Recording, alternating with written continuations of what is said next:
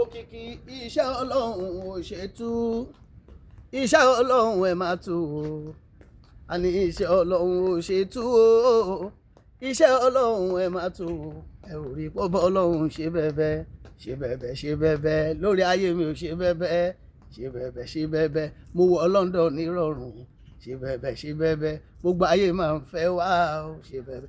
Ẹ̀yin olólùfẹ́ mi Adékúnlé Okiki Bright tẹ wà ní UK ń bí báyìí, mo ní kí n fi àsìkò yìí sọ fún yín wípé a máa gbádùn ara wa ní ọ̀la o ní funk b ẹ ṣàmọ̀ funk b bar tó wà ní Catford. Èmi nìkan kọ́, èmi pẹ̀lú bàbá mi Musibau Alani Omokekere, Alhaji Musibau Alani Omokekere àti Okiki Bright a máa wà ní funk b ní Catford. A máa play bẹ́ẹ̀ ní ọ̀la 20 ọjọ́ Friday. Ó máa bẹ̀rẹ̀ láti 8 títí di 2. Ẹ mọ̀ pé 2 náà ni ní London bí báyìí kò dàbí Naija tá máa ń fàájà 2 láti 8 di 2. Ẹ̀yin tèmi ẹ má sọ pé ẹ gbọ́ ẹ jọ. Okiki Bright ó wà lé funky b ní o, funky b ní Catford 8 p.m. di 2 a.m. a máa wà ń bẹ̀ ní ọ̀la 20 ọjọ́ Friday.